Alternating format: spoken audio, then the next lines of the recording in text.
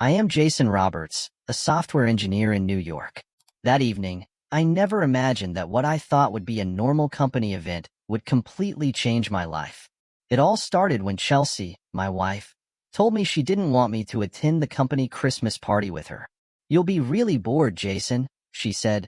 "It's all going to be about finance and work stuff. You won't have anything to do." I'd heard that line a few times before, but this time something felt off. Why was she so adamant about not wanting me to go? We had been married for 7 years, with a young daughter, but these parties always made me feel like I was just an unwanted guest. "You won't feel comfortable if I'm there. I just want to relax," Chelsea continued. With my curiosity piqued and a feeling I couldn't shake, I decided to change my plans. I didn't want her to keep deceiving me, and I thought if I went, I would at least know what she was really doing at these parties. I quietly drove to the venue Chelsea had mentioned. Although I knew it wouldn't be fun attending a party that my wife didn't want me at, I felt I had a right to know the truth. Once I arrived, I parked in a secluded spot to avoid being seen. I peered through the window and saw people laughing and chatting happily, but I couldn't see Chelsea. The sense of unease in me grew stronger. After about an hour of wandering around the building, I finally spotted her. Chelsea was standing with a group of people, laughing and chatting with Scott, the CEO of her company. They were exchanging excited looks, laughing as if no one else was around. I froze, my eyes locked on them. Suddenly, Chelsea and Scott walked off toward a door at the back of the building. At that moment, I decided to follow them. By the time I reached the back room, I could hardly believe what I was seeing. In the hot tub of the building, dimly lit with soft music playing, I saw Chelsea, my wife, sitting on Scott's lap, both of them so intimate that it was impossible to deny. She was smiling, flushed from the alcohol and the excitement, while Scott had his hand naturally resting on her waist. I couldn't believe what I was seeing. No way. That was my wife, the one I loved and trusted, doing these things right in front of my eyes. I quickly pulled out my phone and secretly recorded a video. I wasn't sure what I was doing, but I needed proof, a clear affirmation that my wife was betraying me. A wave of anger and hurt surged inside me, but I couldn't stop. As they continued to play in the hot tub, I sat down on a nearby chair, unable to tear my eyes away from the scene. During that time, questions kept swirling in my head. Over the past few months, Chelsea had always refused to let me attend these company events. She said I would be bored and wouldn't enjoy it. But I couldn't understand why she was acting so secretive this time. It was hard to accept. She had hidden everything from me for the past year. The monthly parties, the business trips, everything had a reason that I never knew about. I wondered if I had truly been the husband she needed, or if I was just a decorative accessory in her life. I quietly left the area, not wanting to be seen, but my heart was shattered. I returned to my car and drove off in a daze, unsure of how to confront her. Would she admit the truth, or keep lying? The lump in my throat made it hard to breathe. Why would she do this to me? I drove straight home, rushed to the bedroom, and couldn't calm my nerves. I knew I couldn't keep living in this relationship if things kept going like this. But I also couldn't just let go easily. Chelsea was my wife, the mother of my daughter. How could I move on when things were still so unclear? When she came home, I had already prepared for the conversation. Although I desperately wanted to slap her across the face, I knew I needed to stay patient and composed. But I never expected this conversation to end the way it did. As Chelsea walked into the house, I couldn't hide the tension in my chest. She looked at me, her eyes bright as if nothing had happened, as if what I had seen was just a nightmare I hadn't woken up from. She smiled, but that smile no longer made me feel warm. It was hollow, like a mask covering the truth. "I'm home," she said softly, as if I had been waiting for her to return with happiness in my heart. I stood still, observing her. The tension in the air was thick. Everything around me felt as if it was collapsing, falling apart. I had seen Chelsea lie to me many times, but never had it felt like this. Betrayal didn't just come from one act, but from a string of lies she had woven over the past year. I didn't say anything, only silently watching her. Question after question spun through my mind. Why had she hidden everything? Why had she wanted me to stay away from those company parties? Why were there things I had no idea about happening at those events? Jason, are you okay? Chelsea looked at me, her gaze soft. But there was something in it that wasn't sincere. What's wrong? Are you overreacting again? Overreacting? Those words echoed in my mind. Overreacting? She was the one who had overreacted, who had made me feel like an outsider in my own family. I decided I couldn't hesitate any longer. She had to face the truth. She had to answer for her actions. Chelsea, I started, my voice dry. You didn't want me to attend those company parties, did you? She looked at me, her eyes seemingly trying to avoid mine, but still attempting to stay calm. They're just regular parties, Jason. I didn't want you to be bored. There's nothing special about them. I couldn't keep quiet anymore. You think I'm stupid? Did you think I wouldn't find out? You and Scott in the hot tub. Didn't you think I'd find out? Her words were lost in silence. She didn't say anything immediately, just stood there, her face paling. I couldn't control my emotions anymore. I pulled out my phone, opened the video I'd recorded, and showed it to her. The lump in my throat nearly choked me. These were images I never wanted to see, but now they were undeniable proof. Chelsea stared at the screen, her eyes wide, and then suddenly, she turned away, as if she couldn't bear to watch anymore. That's when I realized. She knew she had made a mistake, but couldn't face it. I don't know what to say, she whispered, her voice weak. So what are you going to say when I ask about those parties? Are they just regular parties? What about your business trips? Were they all just excuses? My voice was firm, no longer soft. She hesitated, seemingly trying to find an excuse. I just didn't want you to think that my job was more important than you. I just wanted to make the people at work happy. They wanted me there. But that reason didn't convince me anymore. She wasn't the wife who spent time with her husband. She was a woman who lived for her career and the fun at work parties.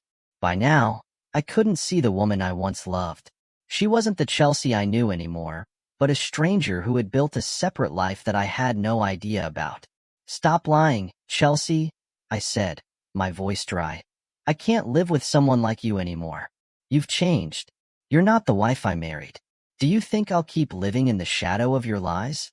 She started crying, but her tears no longer reached my heart. Jason, I'm sorry. I was wrong. I don't know why I did this, but I still love you. I love you so much. It's just that I didn't know how to balance everything. I couldn't listen anymore. The anger rose inside me. You love me? If you love me, why did you do this to me? Why betray me? Can you see what you've done? She lowered her head, unable to look at me. I didn't know. I was wrong. I don't know how to make up for it. Don't bother. I cut her off. Thank you for showing me the truth. You're no longer the wife I need. I don't need a wife like you. As I turned away, the emotions inside me exploded. My heart felt like it was shattering into pieces. No more love, no more bond.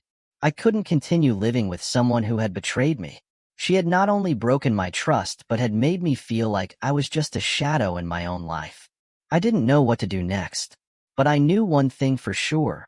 I couldn't continue living this lie anymore. The room fell silent after I said my final words. Chelsea stood there, her eyes no longer shining like before. All that was left was a fragile shell of the woman I had loved, a woman I could no longer recognize. Jason, Chelsea called me softly, but I didn't turn back. I had heard enough. Those apologies didn't matter anymore. The anger still consumed my mind, but inside I felt an indescribable emptiness. I had once believed that our marriage was a solid bond, but now, everything had crumbled. I made my decision. All I needed was to confront her one last time, to hear what she would say when she could no longer run away. Soon after, Chelsea called me again. Jason, can you hear me out? Can we talk calmly? I scoffed. Calmly? How could I be calm when I knew everything was a lie? Explain what now, Chelsea? Explain what I saw. I stepped closer to her, trying to keep my voice from turning into a scream. Or are you going to say again that you love me, and it was just an accident, a momentary mistake? Do you think I'm stupid enough to believe that? Chelsea looked at me, tears welling in her eyes, but I no longer felt sympathy. Her tears couldn't soothe the pain inside me. This wasn't sorrow. This was devastation. The betrayal of someone I had given my heart and mind to. I don't know how to tell you, Chelsea started, her voice weak. Stop talking. I cut her off. I don't need an explanation. Don't you get it? I saw everything. You betrayed me with Scott, right in front of me. That wasn't an accident. That was a choice, Chelsea. A choice you made long ago. She didn't say anything, just stood there in silence, her eyes struggling with her own guilt. After a long pause, she finally spoke. Jason, I know I'm wrong, but I can't tell you everything. You don't understand. Everything isn't as simple as you think.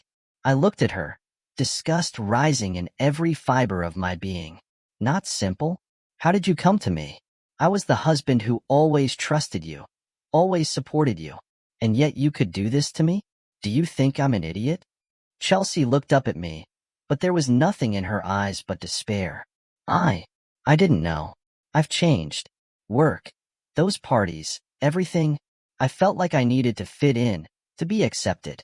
I just wanted to feel important. I laughed coldly. So you used your body to get accepted, huh? You used me as a decoration in the family so you could chase after other things you thought were more important, right? I looked her in the eye, devoid of any sympathy. Do you know, Chelsea, you didn't just betray me. You've destroyed your own family. Our daughter. How will she grow up with a mother like you? Her words struck her like knives. She collapsed, unable to hold herself together anymore. Jason, I'm sorry. I can't tell you everything, but I love you. I love you so much. I don't know why I did this. I shook my head. Stop telling me you love me, Chelsea. Who have you loved this past year? You loved Scott, and others too. My trust has been completely shattered. Do you think I'll go back to you?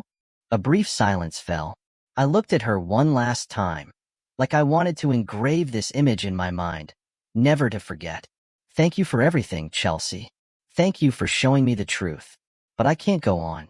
You've done everything you could to destroy this marriage, and I have nothing left to save. I took the wedding ring I had worn for 7 years, stared at it for a moment, then took it off.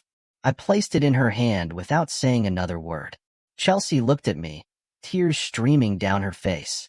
Jason, don't go. Please don't leave me. I'll change. I'll try. It's too late, I said, my voice cold, no longer soft. You've hurt me too much. There's nothing left to fix. With those last words, I could no longer go back. The relationship was over, and I knew I had to end it. I no longer had any feelings left to forgive her, no trust left to continue. I turned and walked away, without saying anything more. It felt like I was letting go of everything, but my heart still felt heavy. As I closed the door behind me, all that was left was a deep sigh, and the silence in the home we once called ours. After closing the door, I couldn't move. The feeling I had was emptiness, the kind of feeling I never thought I'd face. I had given up everything, discarded everything I once thought mattered. Love, family, all of it, because of an unhealable shock. I felt like I was stepping into a new world, one where Chelsea's shadow no longer existed. Chelsea's calls after I left the house made me feel like a criminal. She called, texted, but I didn't care anymore. There was no more hesitation that could make me turn back. Our marriage had collapsed under the cracks she had created. Everything she thought was important was now just shattered pieces scattered everywhere. But it wasn't as easy as I thought. Even as I tried to focus on work, thoughts of her kept invading my mind. I couldn't stop thinking about our daughter. How had everything ended up like this? What would happen to her as she grew up without a complete family? My heart ached for her, but I knew I couldn't keep living in a marriage that had been so cruelly betrayed. Things only became more complicated when I started receiving messages from people connected to Chelsea's company. Linda, her best friend, was the first to text me. Jason, I just wanted to say she's really upset, Linda wrote. She needs you. She knows she was wrong. Can you give her one more chance? I stared at the phone screen, silent. What chance was there for a relationship that had been violated to its core? Could I look at her, into those eyes, and trust her again? I couldn't. I no longer had the strength to forgive her. I replied simply, with no emotion, there are no chances left. Soon after, I received a call from Ben, Chelsea's boss. Since everything came to light, I knew Ben had been involved in all this. I didn't expect anything good from him, but he still called. Jason, Ben's voice came over the phone. I know you're really angry, and I can't change what happened, but I want to tell you that I don't want to cause any more trouble for you. We didn't mean to hurt your family. I couldn't hold back, and I responded immediately. What do you think? You think I'm going to sit here and feel okay knowing my wife has been in bed with you and others for the past year? Ben hesitated for a moment, seeming to search for a way to ease the situation. This isn't what you think, Jason. She told us it was all just fun. It wasn't serious. I laughed bitterly. Fun, huh? You really think I'll believe you, Ben? You don't have any right to talk to me about my wife. No right to explain. She's my wife, and she betrayed me. You can't change that. After the conversation, I felt even more disgusted by everything that had happened. Ben, the people at the company, they all had a part in this. But what bothered me the most was Chelsea, the one I had entrusted everything to. I didn't stop there. After getting more information from a few of Chelsea's colleagues, I found out that this wasn't just a one-time thing. It had been going on for over a year. The parties, the business trips, everything had been an opportunity for her and Scott, along with others, to keep this affair going. The feeling of being deceived and hurt made me more determined. So, I took steps to protect myself legally. I met with a lawyer, someone who helped me understand my rights in the divorce process. While we didn't have a lot of assets, having a child together meant I couldn't be careless. Besides that, I wanted to maintain custody of our daughter, something I knew Chelsea wouldn't easily let go of. I clearly remember every moment when I signed the divorce papers. It wasn't just about ending a relationship, it was about ending all hope. I could no longer look at Chelsea and think she could fix anything. She had destroyed everything, and I couldn't continue living in the shadow of that betrayal. With every step toward the divorce, I felt more relieved, but also deeply saddened. I had to face the reality that the relationship I had built over the years was now just a pile of rubble. But I knew this was the only choice I had to live without being haunted by the betrayal. Everything shattered when I signed the divorce papers. The relief of no longer having to live in betrayal slowly gave way to emptiness. I no longer felt anger or pain. All that was left was silence, and the space between me and Chelsea kept growing. But I knew I had done the right thing. I couldn't keep going in a marriage like that. Soon after, Chelsea tried to contact me multiple times. She sent emails, texts, and even called, but I didn't answer. There was nothing she could say that would change the fact that she had hurt me too deeply. One day, I got a call from Jenny, my lawyer. She informed me that Chelsea had filed for reconciliation. Part of me felt angry, but another part felt like this was just extending the tragedy. Chelsea, still with some misguided hope, wanted one more chance. She wanted us to try marriage counseling. I didn't respond immediately. I no longer had the strength to forgive or accept apologies after knowing the truth. Part of me wanted to reject it completely, but there was another part, a small part, that still felt I owed her a clear goodbye, one last time.